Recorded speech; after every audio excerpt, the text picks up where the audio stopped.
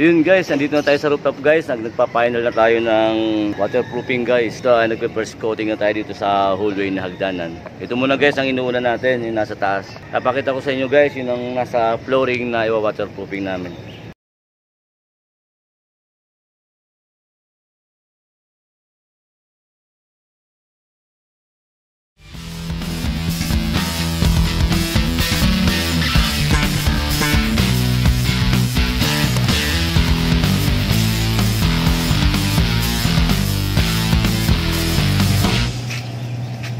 Yun guys ay nag-aangatan na guys. Ayan o.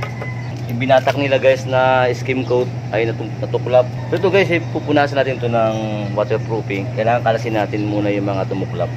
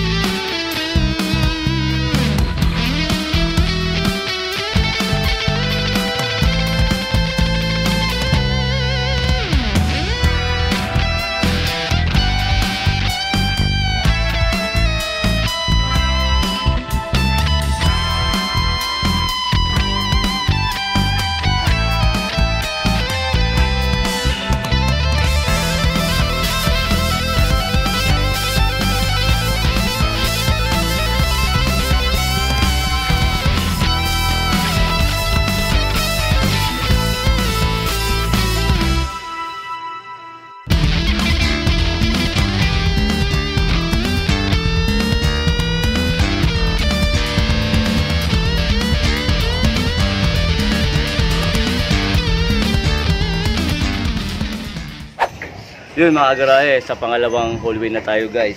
Yung isa guys, yung sa kabila guys na hallway ay na-first coating na natin yung guys ng waterproofing.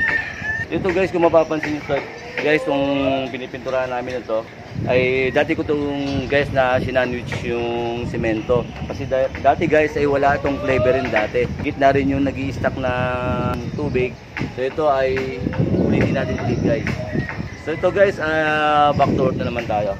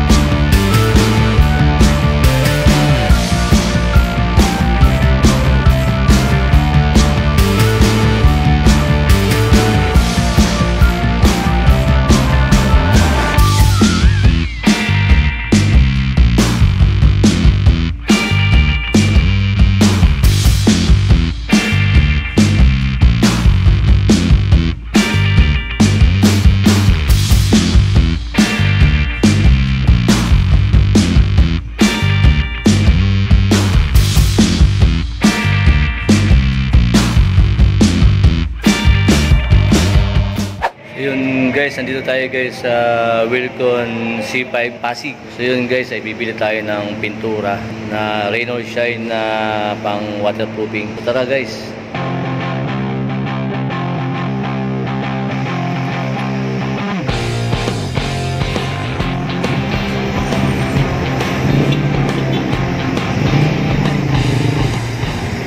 Yun guys, nandito tayo sa Wilcon Taytay. Dalawa dito guys ang Wilcon, dun sa kabila, saka dito sa may SM Taytay. Subukan natin dito guys. Wala dun guys sa C5 na Wilcon, naubusan dun guys ng pintura. So ito, papasok tayo dito guys. So yun guys, dito tayo guys nakakuha ng rain or shine na pang roof deck na pang waterproofing natin. So yun guys, galing tayo kanina sa Pasig sa C5. Doon tayo guys unang kumuha ng pintura na 2 balde. So naubusan guys, kaya pumunta tayo dito sa Taytay. So yun guys, andito na, naikarga na natin sa cart. Babayaran mo natin guys.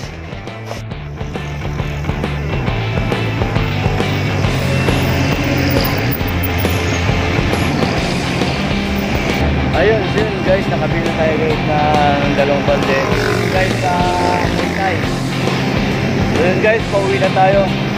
Ayan, naitali na natin guys yung pintura sa aking motor. Makikita nyo guys, dalawang yung pang-apat na natin to guys na binili na pintura. Yung dalawa sa C5 guys. Ito sa Taytay naman tayo guys. Taytay yung pintura. Yun guys.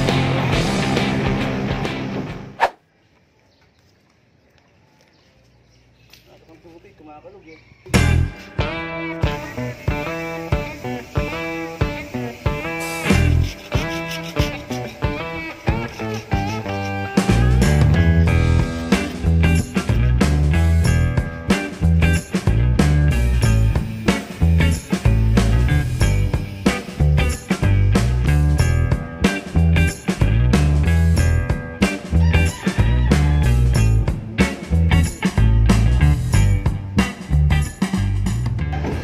Yun guys, andito tayo guys sa side ng pineapple guys. So ito ay pipinturahan natin guys yung mga poste. Kasi guys, pag nag-waterproofing tayo at iniwan natin to, ay nandiyan yung tendency na maghahanap siya ng papasukan ng tubig. Kasi may iba may mga bitak-bitak na. So ito ay waterproofing natin guys yung mga poste. So ito guys ay lilipat naman tayo dun sa kabila sa Avocado Street. So tara guys, lilipat tayo doon.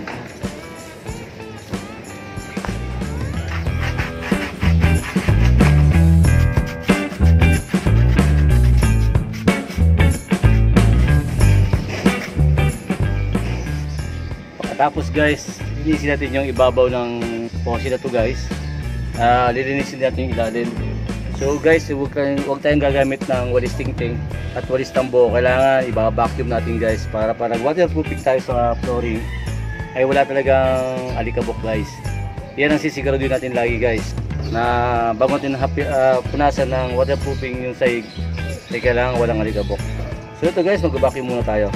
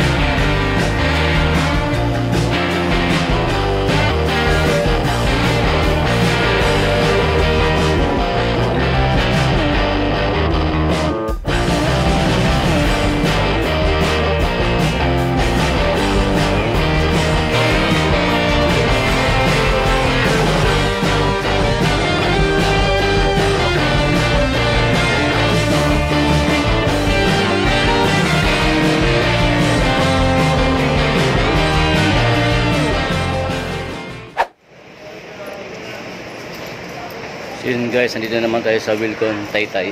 Bibili ulit tayo guys ng pintura.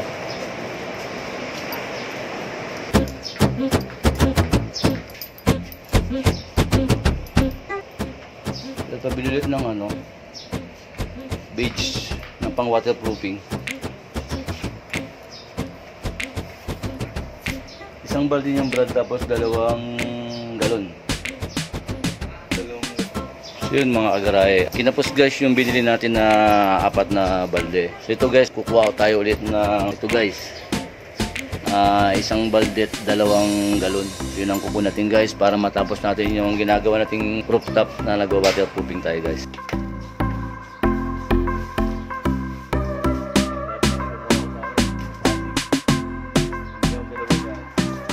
Ito guys, dagdala ko ng card ko. Bayaran natin guys.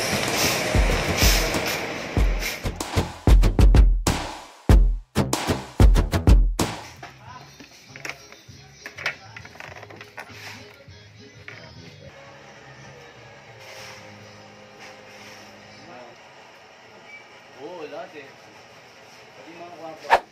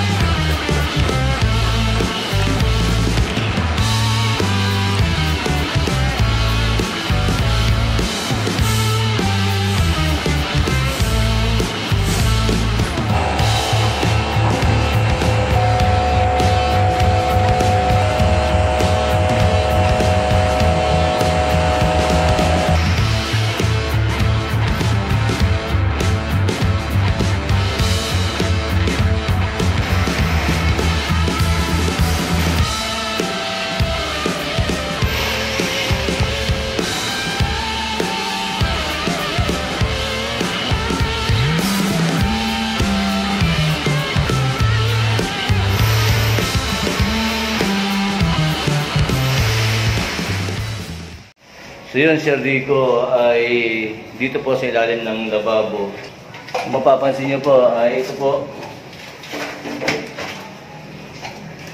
Ito po siya ay wala na po. Puro barado na po yung drains dito. Pinagsusundot na po namin.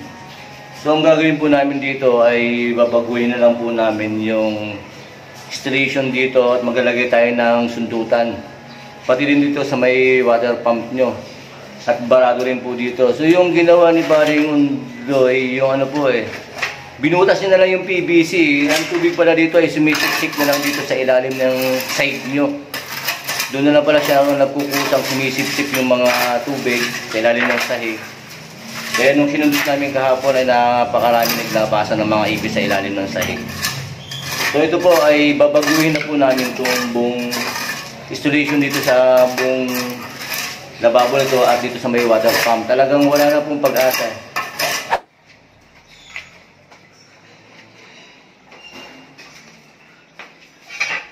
Kaya pala tuloy-tuloy ang tulo ng ano nila kasi tinamundaya nila.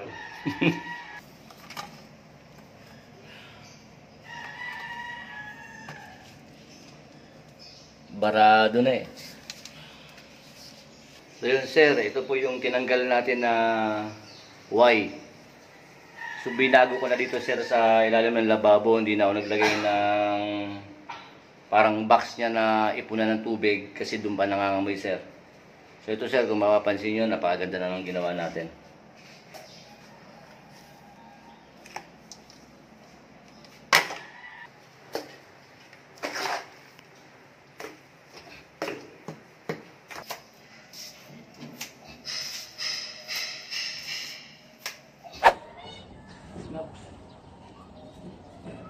Tangan.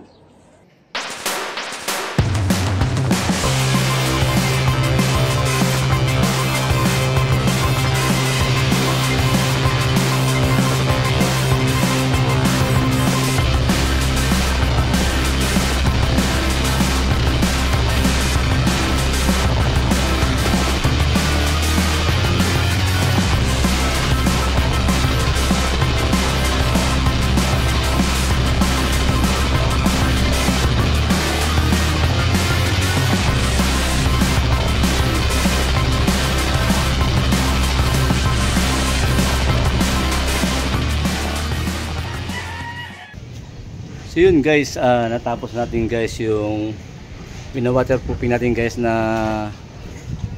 rooftop. So ito guys ay nasa 160 square meter to guys.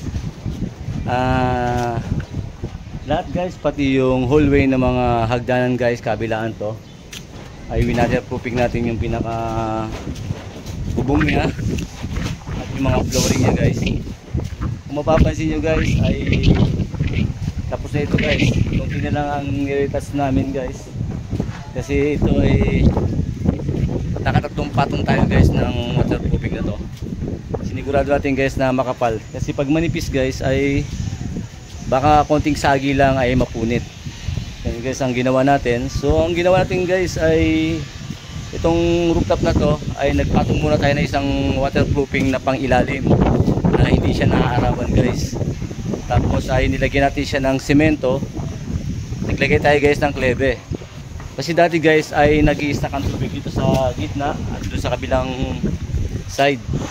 So guys ay naglagay tayo ng floor drain. So guys kung mapapansin nyo, yan ang kinabit nating floor drain. Malapad siya guys, hindi lang isang bilog lang. Para yung tubig ay madaling makababa. So yun guys ang ating kinabit. Yan. So yun guys ay pagkatapos natin mag waterproofing guys ng unang waterproofing ay nagsemento tayo guys. Yan ang nilagay natin, ay nilagyan natin siya ng klebe at nag waterproofing tayo ulit ngayon guys. Ang final na to guys, naka 5 balde at 2 galon tayo guys yung pinang final natin dito. Tatlong patong guys ang ginawa natin. At guys yung mga poste, yan guys yung mga bubong ng mga hallway ay tinira din natin guys. At yun nga pala guys, kung mapapansin nyo ay mahirapan tayo guys mag-akit ng buhangin, semento. So yun guys ay nagkabit tayo guys ito. Kung mapapansin nyo ito guys, yung ginawa natin na to. Ito guys ay ang tawag dito guys ay electric coils. Electric coils ang kinabit natin guys. Ito yung machine niya guys. Yan. At ito yung kanyang switch na up and down. So yun guys, gumamit tayo nito para hindi tayo mahirapan mag-akit ng semento at buhangin. So nakaubos tayo dito guys ng 2 truck at kalahating buhangin. Nasa 30 naman ang semento ginawa natin guys. Ang tinaping natin guys na semento ay 7 buhangin lang guys ng supot ng semento. 3 semento naman guys ang nilagay natin para matapang guys. Huwag tayo magsisemento guys ng matabang kasi pag nag waterproofing tayo ay maalikabok lang yung guys. Nag-aalikabok kasi yung pag unang semento natin ay nag-aalikabok. So yun guys ang ginawa natin. Kung mapapansin nyo ay tapos na talaga to guys. Ito yung kasama ko ay nagka-final na lang po dun sa kabilang side na pina-waterproofing natin. Yun guys, yung aking kasama ay pinauulit ko po ulit side na to. Kailangan walang matitira guys na mga butas-butas sa flooring. Kasi pag may butas-butas yung guys, doon magsisimula yung pasok ng tubig. At magkakaroon pa siya ng parang magkakaroon ng bula guys. Yun guys, kung mapapansin nyo ay okay na to. Dito tayo guys sa Pineapple Street. Sa kabilang side naman ay Avocado Street to guys. Kabilang side sa ginagawa ng kasama ko. Yun ay mapapansin nyo guys, yan sa likod, sa harap likod ko ay napakalinis ng tingnan na. Napakaliwalas na dito sa rooftop guys. So ito guys ay kailangan hindi magagasgas yung flooring. para walang tutulo. Kasi oras na magasgas to guys, doon na magsisimula yung pagputok ng pintura. Kailangan guys, sasabihin natin sa may-ari, iingatan yung flooring. So ito guys, okay na.